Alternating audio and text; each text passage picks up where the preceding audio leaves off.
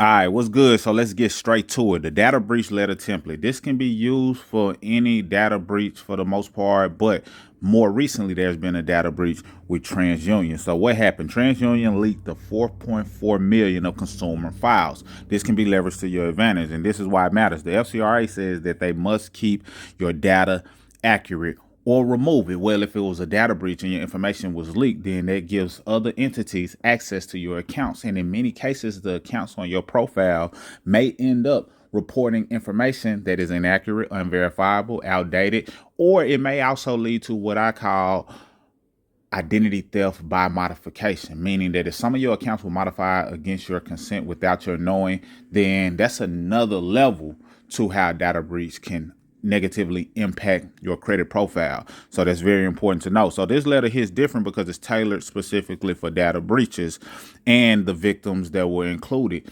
And these are just a handful of the data breaches that I go over. I'm gonna go over more later, but there are several different data breaches that have taken place. Most people data has been exposed in some way, shape, form, fashion, just due to the day and age that we're in. And a lot of times that affects your consumer reports. So this is not just a generic template, but this is something that you can apply to all three bureaus because the data breaches impact all three bureaus. If TransUnion leaks your information, you better believe it has the ability to have information connected to your Equifax and Experian and vice versa, if that makes sense. So how you send this letter that I'm about to go over, you send it certified, and you can consider uploading it into the portal. Now, a lot of times people say, and I've said as well, if you dispute online, then you waive some of your rights. But what you want to do is make sure you include a clause. It's not included on this letter. I included in some of my other letters and definitely all of my letters for my clients.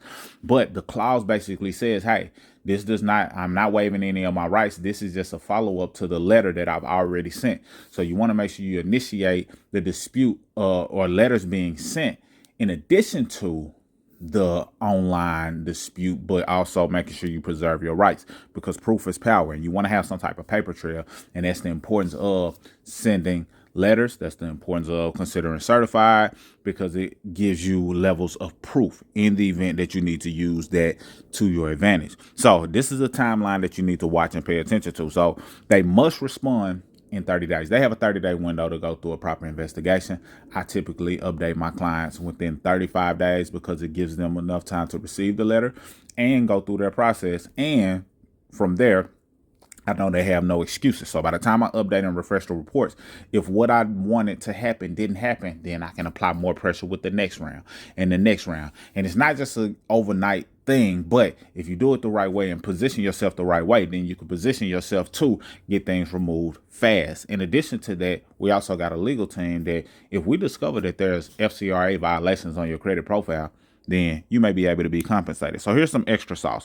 And you can link this breach, I already covered it, but to other accounts, which equals more deletions. So you can link the breach to accounts that are on your profile that have some inaccuracies, errors, and things of that nature, but also the other bureaus, which I mentioned. And it's the bonus invite. Up to you to decide if you want to do it or not. It's totally fine. But just letting you know that I do have a private community where I give early access to certain information, early access to certain tools and resources, as well as ongoing support, guidance, education that can help you. If you want to join that community, tap in down below. If you're not the DIY type, you don't want to do it yourself, you want to hire some help, then you can book a consultation or, lock in your position if we have any slots available. That way we can help you take your credit and, to the next level. That being said, this is the letter. Now, you want to pick one bureau at a time. Yes, I have all three bureaus addresses listed here, but you do not want to keep your letter like this. Anything that has red represents something that needs to be changed. What do I mean? That means that if it's red, then that means you need to make some type of edit to it. In this case, you see pick one bureau at a time. That needs to be deleted. TransUnion, you see that's red because you may keep that if you're going directly through to TransUnion, but you may delete Experian and Equifax. So only have the bureau that you're disputing on the letter at a time. So try not to get this confused. And this letter is included in my private community as well. That way you don't have to worry about screenshots or writing it down or copying and doing whatever you do. You can just get the actual template. It'll be available inside of the community. If you want to access it, you should see a link above. It says join the community, etc. So Just make sure whatever is red, you pay closer attention to it because it needs to be shifted and adjusted. Now, here's the subject matter. Request to block and delete accounts due to data breach. Pursuant 15 U.S.C. 1681C, which is all about the accuracies, but you're highlighting the fact that you are aware of the data breach. And in many cases, these data breaches can lead to lawsuits and things of that nature. That's a whole nother conversation.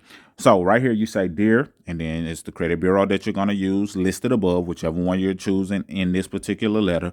And then you're saying, I'm writing to formally request the blocking and deletion of fraudulent accounts and information that have appeared on my credit report as a result of the data breach affecting blank, which is the credit bureau listed above.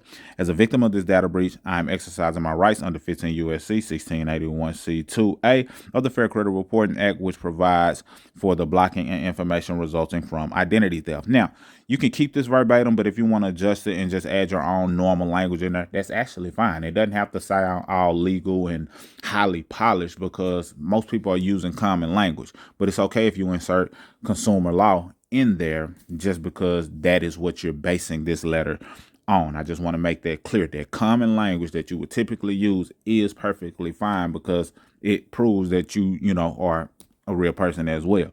So it also says I have identified the following fraudulent accounts and items on my credit report that were not open or authorized by me. Now, this is specifically accounts that you may not recognize. And typically this is helpful for a person who has a collection, because in many cases the collection accounts that show up, you do not really understand or recognize those accounts. You did not open that account.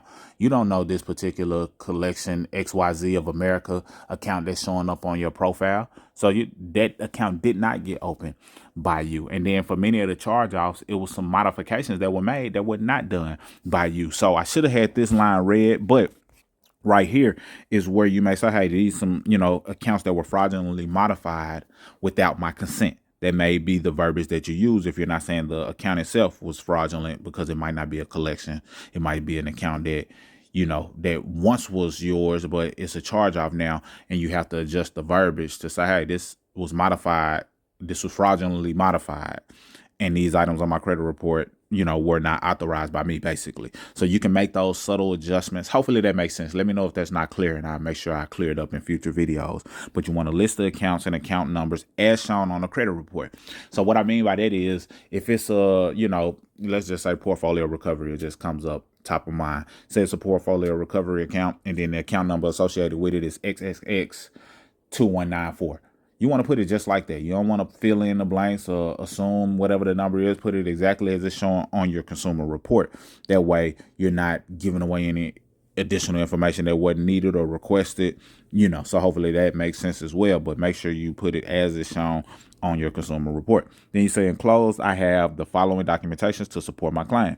Then you can have a copy of your ID, utility bill just showing proof of residency. If you went through the FTC dispute process to where you're showing, hey, I'm a victim of identity theft by modification or the data breach, then the FTC also has a download that you would include with the letter. It could be a copy of it. This could be uploaded in the portal as well.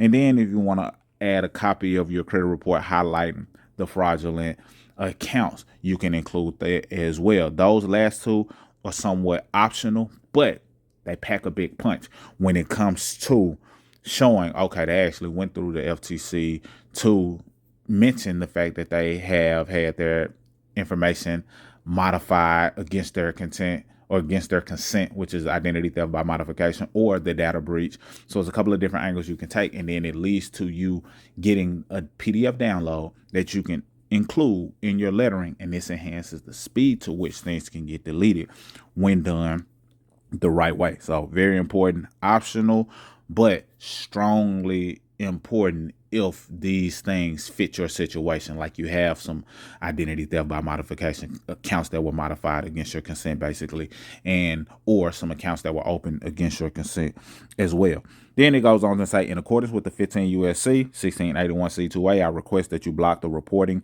of these fraudulent accounts and items on my credit file. Notify the furnishers and the fraudulent accounts to cease reporting the information. Provide me with written confirmation once these items have been removed from my report. And please let me know if you require additional documentation or information to process this request. I expect your prompt attention to this matter and request a response within the time frame mandated by the FCRA.